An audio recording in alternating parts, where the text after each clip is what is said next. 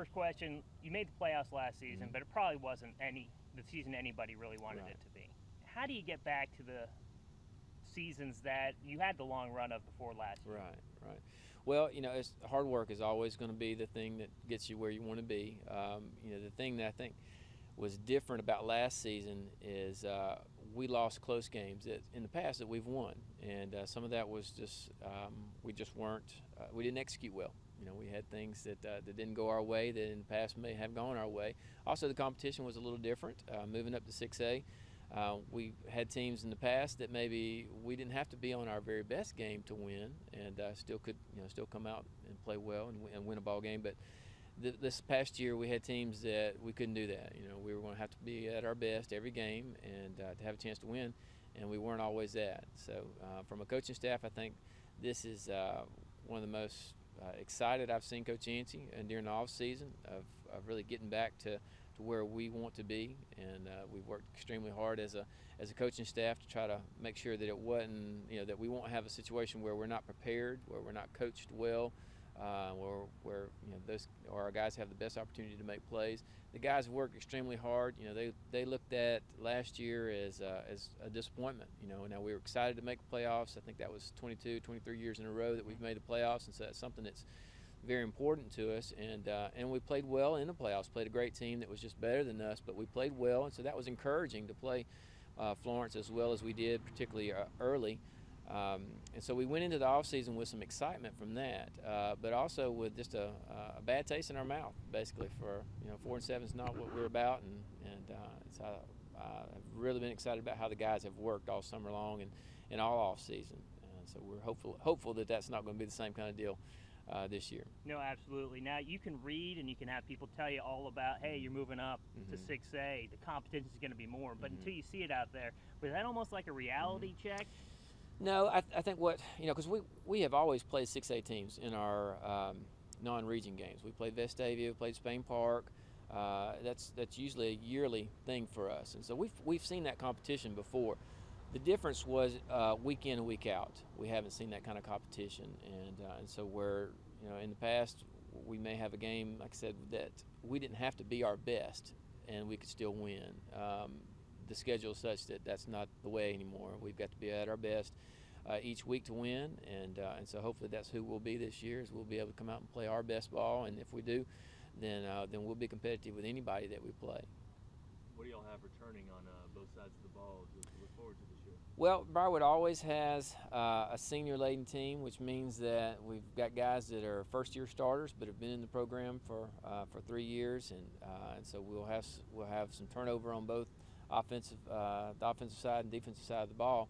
But I like what we've got coming back. We've got 2 guys that have been that'll be 3-year starters for me on the defensive line that'll kind of anchor the defense for us. And then, like I said, even though they'll be first-year starters, they're going to be mostly seniors on both sides of the line, both sides of the ball, really. And so, looking forward to those guys leading us well. Who are those guys on the defensive line? Carter Bankston and R.J. Jennings. Carter is a Naval Academy commitment. He's committed to play football for the Naval Academy back in the spring. Has been a great defensive lineman for me. Plays defensive tackle, and R.J. is being recruited by several defensive D1 schools as a defensive end, and I think that he's going to have the opportunity to play at the next level. And he's just a great guy, great kid. He's worked really hard and is going to lead our team. I know you coach defense, but on the offensive side of the ball, what do you think your style is going to be this year? Well, we'll be a pitch and catch kind of team. We do have some good running backs coming back that were young last year. We had a freshman that kind of came. We moved him up toward the middle of the year and played really well until he broke his collarbone. So we're excited about what he's going to be able to give us, some breakaway speed that maybe we haven't had in a little while. But our quarterback does a great job of being very accurate, moving the chains, and so we'll be a pitch and catch, moving the chains down, and hopefully hit some big ones with our tailback, and so that's what we'll be looking forward to being. How many seniors on this year's team? Gosh, I'm not sure. We generally are a 20 or so senior team each year. Each year we have around 20 or so seniors, but the exact number I'm not sure. Having a veteran group who's been in the program for a long time, I know the coaching staff has been a group for a really long time. last year was not something you guys were used to going through. Right. So did that transfer into this offseason? Not that you guys usually don't work really hard, but I'm sure that there is a little bit more, I guess, chip on your shoulder after underachieving. Yeah, I do. I mean, we went into the offseason as coaches and examined what we do and how can we do it better. From top to bottom, everyone really looked at what can we do better, and have worked extremely hard in the film room, making sure that we're ready to go to give the guys our very best. The kids have worked extremely hard. I've been very pleased with how they do, but they always do. I mean, our kids work hard every year, but there's been a little bit of I think an edge to our seniors of, we don't want that to be us this year, and so I think you're only as good as your senior leadership, because the younger guys are going to follow the example of the older guys. They don't feel like it's the younger guys won't feel like it's their place to lead, and so they're going to do whatever they see the older guys do. And the older guys have been in the weight room even when they're not required to be there. They've been there. If they've not been at our place, I see them up at the gym when I go work out. I'm like, are we not working you guys hard enough? What are you doing up here?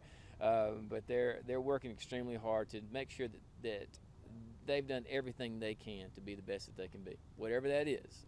It won't be because we didn't prepare, and so we'll be able to go through this season hopefully with no regrets, to say, however it ends up, it's the best that we can be. Coach, just real quick, can you just say and spell your first and last name and tell us your title? Yes, Shane Harmon, ShaneHarmon. I'm the defensive line coach and special teams coordinator.